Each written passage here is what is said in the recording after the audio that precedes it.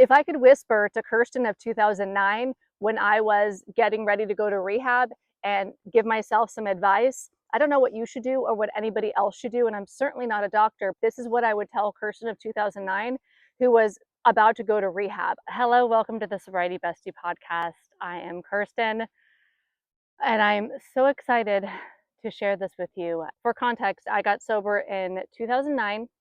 I went to rehab for 30 days, then I went to Alcoholics Anonymous for 10 years. I left AA April 6th, 2020, right when the pandemic started. This is what I would tell Kirsten of 2009 who was about to go to rehab. I would say, look, there's a pill called naltrexone. Tell your doctor to get it, because I don't think you can get it as easily over the internet back then as you can now. But tell your doctor to get you on naltrexone. I'm getting the chills. And what naltrexone is going to do is it's going to help you. And I would tell this to myself. Okay, let's just say I'm saying it to you, like as if you are Kirsten of 2009. I'd say, girl, yes, drinking is a problem, legit, but maybe you don't need to spend tens of thousands of dollars on rehab, and you don't need to spend a decade in AA or 10 and a half years in AA. A better way to go about it is to a three-pronged approach to solving your alcohol problem, your severe alcohol use disorder. Number one, naltrexone, do the Sinclair Method. Pair naltrexone 1 to 2 hours before drinking. You can still drink, and what that's going to do is over time, for 80% of the people, it's going to be effective.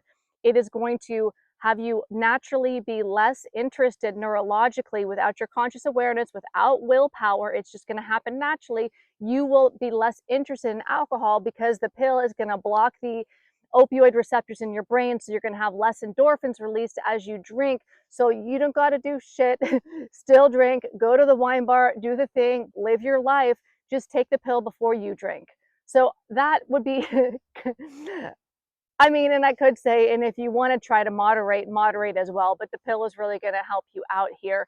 And also, while you're doing that, go to smart recovery meetings so you can have group community and support.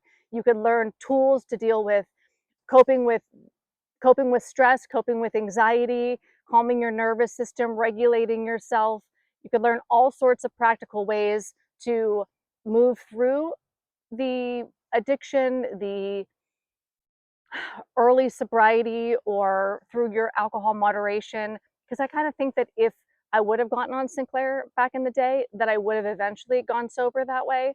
And I think that smart recovery would have really helped me with some science-backed and evidence-based evolving with science protocols that would have helped me manage my nervous system and cope with life better. And I would say the third thing to my 2009 self: get a therapist, be honest, talk about what happened, tell the truth, talk about your childhood, talk about the trauma, talk about the sexual abuse and how that was difficult, talk about your anxiety, talk about your freeway phobia. Tell your therapist all the things. If you are honest to your therapist, and if you can't trust your therapist, fire them immediately and get one that can hear you. You deserve to be heard. But if you don't tell the help the truth, you won't get free. Find help that you can trust and tell the truth. Work through your stuff, work through your trauma. Oh, and then a fourth thing. So it's do the Sinclair Method, go to smart recovery for the community and the tools, go to therapy to process the trauma. And number four, you're neurodivergent, babe. Go get assessed. You're ADHD and autistic. That's going to be very important in working through your alcohol addiction or your alcohol misuse, your severe alcohol use disorder. Understand your neurology and get support for your neurology. Go on that path and understand that you don't have what AA is later going to call alcoholism and a fatal progressive disease. You have autism and ADHD. So your nervous system is divergent. That's why you've always felt different. And there's ways that you can accept yourself and support yourself and set yourself up so that you can thrive, understanding how you naturally are, which you'll find more and more as you process the trauma with the therapist and learn the tools with smart recovery and your therapist.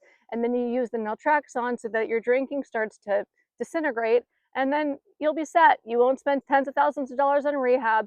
You won't spend a decade of your life in AA. You won't spend all that time after AA, because now it's 5 years and 3 months since I left AA, trying to get AA baloney out of your head. Although I'm happy to be where I'm at today, up on this hill, with the understanding that I have, like, side note, with the understanding that I have today of high control groups, cults, and what it means to be brainwashed or fully indoctrinated into an ideology, and then the deconstruction journey. I love that I know that. I love that I understand mind control, and I'm understanding it more and more as I deconstruct AA. But the advice I would give to my former self, my 2009 Kirsten who's getting sober, would not be to go to a cult so that she can know what deconstructing is. It would be talk to people who've already done that journey so you can learn the wisdom from them so you don't have to go through that BS yourself. Let's be wise and learn from others. So that is the advice I would give my former self. Peace out. I'm out. See you in the comments. Have a great day. Bye.